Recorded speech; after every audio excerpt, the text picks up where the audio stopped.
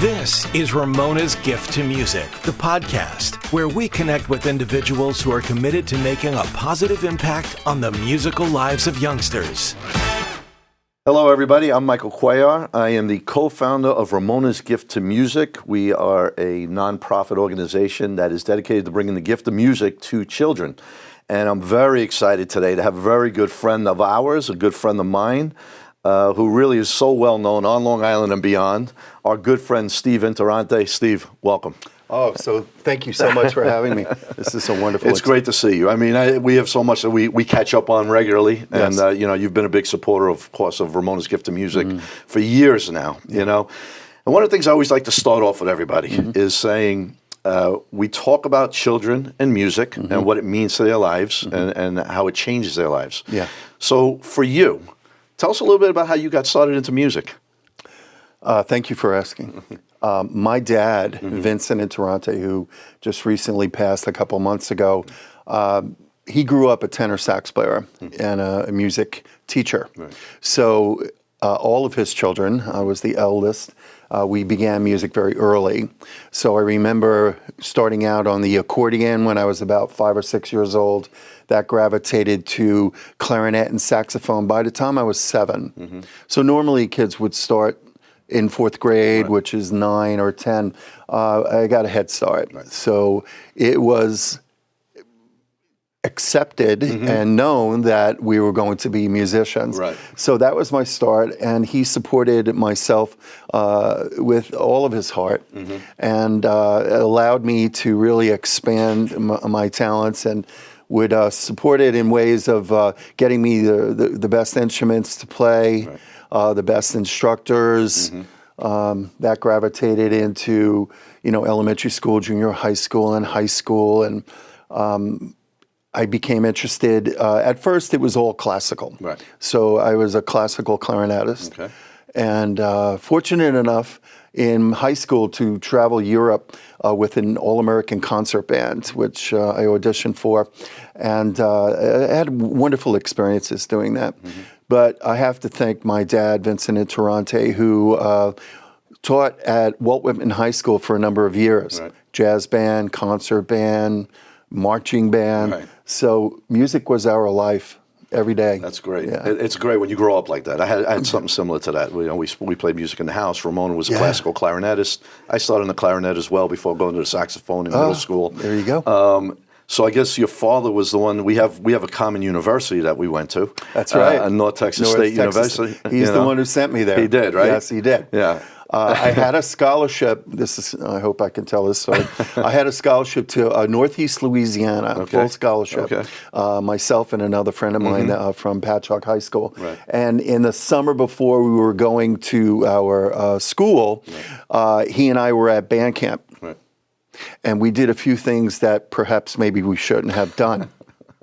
At 17 years old, that included a visit from the police and all that sort of thing. Right. So my father made a decision right then and there, you're not going to college with this guy because I want you to focus. Right. Next thing I know, I'm enrolled at North Texas State. Really? That's incredible. Yeah. Dad knew best. He shifted the whole trajectory of my musical career. Right. And of course, North Texas is known to have such incredible talent. No doubt. And I did my best to integrate as much as possible. When I went to North Texas, I didn't realize how much of an influence Stan Kenton had over there, and his library was over there. I grew up listening to Stan Kenton because of my father. Exactly, me too. Probably the best big band ever. Yeah, I don't even think my father realized that until I was there. The influence Stan Kenton had with that school, it's amazing. But it's a great program. Yeah. Now called the University of North Texas, I believe.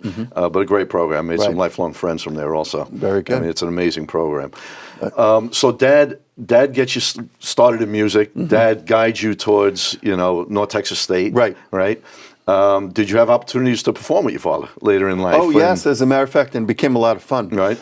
In North Texas, of course, we were studying jazz and sight reading and all the bebop stuff, but I was exposed to blues. And funk down in Texas, and I loved it. Yes. And I loved it more than I loved bebop. So I kind of transitioned a little bit more into the funk aspect of things. and the blues aspects of things, and went up doing some gigs. And this one group called Miss Molly and the Passions, she hired me to be her sax player. And I remember my father came down to visit because we had my first child, Stephen Jr., who also became a sax player. And my dad was visiting, and we called ourselves the Reed Brothers. So we would do outdoor concerts with Miss Molly and the Passions, father and son, as the Reed Brothers, alto, tenor, and we just created a horn section thing, and that was a lot of fun. It was really a blast. Yeah. So you come home from North Texas. You come right back to Long Island, or do you stay on the road? No, I went out on the road. I went out on the road. Okay. I started touring and playing with different bands, and I wound up in Houston. With a group that was touring all the theme parks, Great Adventures at the time. So we were doing 50s and 60s, everything from Elvis to, all that kind of fun stuff. That kind of dissolved, and then I just immersed myself in getting into more funk. David Sanborn became a huge influence for me. Maceo Parker became a huge influence for me. So it was like, all right, I'm going to put the sight reading and the bebop, I'll just put it over here for a little bit and really develop the tone and the soul playing. And it grew, because in Texas, blues is everything. Absolutely. It really is. So I got an opportunity. I was doing a gig, and after the gig was done, we went out to one of those all-night bars, and this guy named Joey Long, who was Stevie Ray Vaughan's mentor in Texas blues, invited me to come to this club. And I walk in this club, and Johnny Winter's there. Really? Now I'm standing next to Johnny Winter like this, trading off blues licks in this dive bar, and it was such an amazing experience, because just wow, as you can feel, blues and funk and R&B it's all felt more, and it is. And I, on a personal note, I gravitated more towards that as opposed to sight reading and the big band stuff. So I kind of drifted away from that, which worked out fine. Yeah, and it's an incredible. If you ask me genre now, of music, it's the best. Yes, it is. It really is. I believe. I agree. And Sanborn's all about soul. Maceo Parker's all about soul. Amazing. So, again, just, touching quick on your dad, and I know it was just recently that he passed, and, we are partnering together at least to at least, give a scholarship in memory, of your father at the school that he taught at. Walt Whitman High School in Southampton. So, we're happy to be doing that together. Wonderful. We've done a lot of things together over the years. Did. I mean, when we partnered up our first time together was at 89 North. Yes. One of our trumpet players, Joey Zamini, passed. Yes. Joey Zamini was an amazing trumpet player. Right. He went to Berkeley, and he couldn't sight read, so he left Berkeley. He memorized everything, but he was a big guy, and he could play like nobody's business. When he passed, fortunately, I was able to connect with you and John, and you gave a scholarship to West Babylon students, and we had created a scholarship fund on my own, and John said, hey, Ramona wants to be involved, and I was so grateful for that, and so were they, and what you do as an organization is so important, because music is secondary in some districts now, and it is. They cut music and arts in favor of more football uniforms or, they do. or artificial turf. They do. The arts usually take the first hit when it comes through, and just seeing the reaction on the students, what a gift can do for them. Sure. It's life-changing. Everything helps. It's life-changing in a lot of ways for many of them. It does. So I was glad we were able to do that. Yeah. One of the things we've been talking about as we grow and we try to help more students, we talk about music therapy. Yes. And I know you also have another side of you where you help people also. Yes, I do. Use music. I use music as well.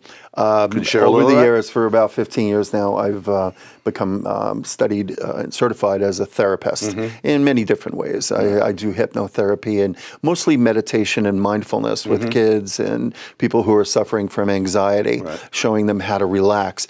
But because I'm a musician and I understand frequencies, there are extreme advantages in using sound frequencies to assist people physically, emotionally, and mentally to stabilize their their body. Right. Like, for example, you could be complete silence, and all of a sudden Elvis comes on, and within 3 beats, you're already doing this. Because your body is lining up with that frequency and that vibration. So I do that now with several people in schools and libraries and organizations and one-on-ones to help people relax and heal. The connection is, it really is. I mean, the connection that music has to helping people heal, it's the new way to go. It is. Well, realizing that there's other ways and you know, more organic ways to really, you know, reach people's souls. Absolutely. Right?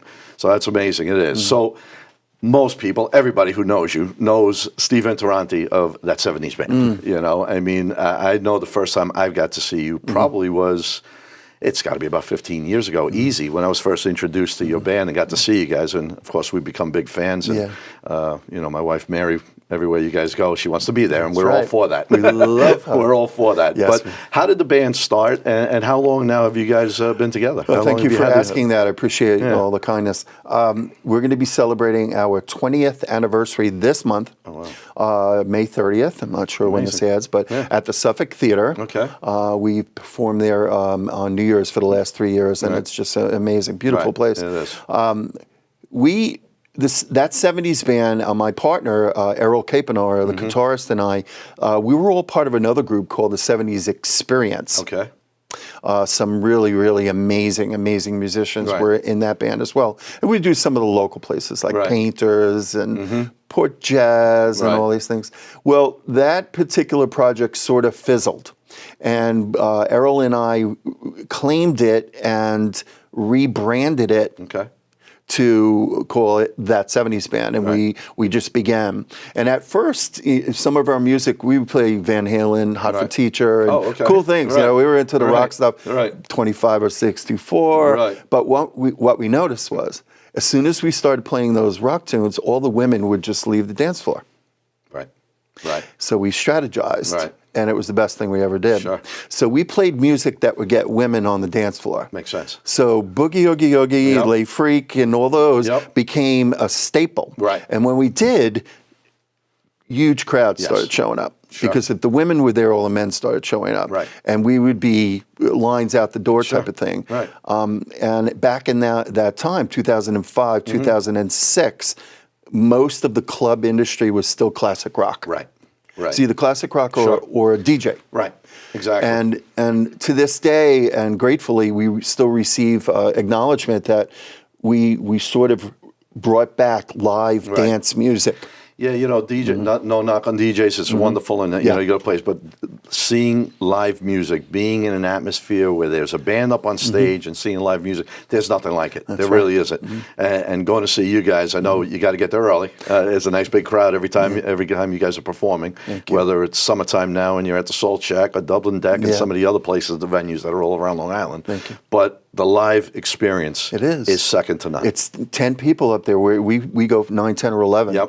When you have 10 energies putting out, the crowd feels it. So 20 years coming up now. All right, and you're going to have that anniversary over at the Suffolk. That's a great location. On May 30th. You know, it's sold out. We have standing room only or dance floor only. So at this point, so we're very grateful. Just really, really grateful. It's amazing. Well, now with summertime coming, also spring, I'm sure your calendar is very busy. Probably moving forward. It is. A lot of outside venues, private events. Okay. What's the furthest? Now, you guys were doing the cruises for a while. Are you still doing the cruise? No, it's no, we're not doing the cruises anymore. I know you had done that for a while, right? Yeah, we did several, three or four of them. One with 45 RPM, and we went to Bermuda. So we'd leave from Jersey, 5-day, 4-night, back and forth, and we'd bring 250 people with us, fans, and we had our own private party on the cruise ship. And that's amazing. It really was. Great experiences, a lot of fun. Just a lot to put together, a lot of details. Do you have any performances or crowds or places where you play where it really stood out that, you know, you were like, that was a kind of a special moment? Many. Playing with Gloria Gaynor, opening up for Gloria Gaynor. We've done a few shows with Brian Rosenberg at the theater at Westbury with all the other big disco acts, you know, Lime and Tavares and...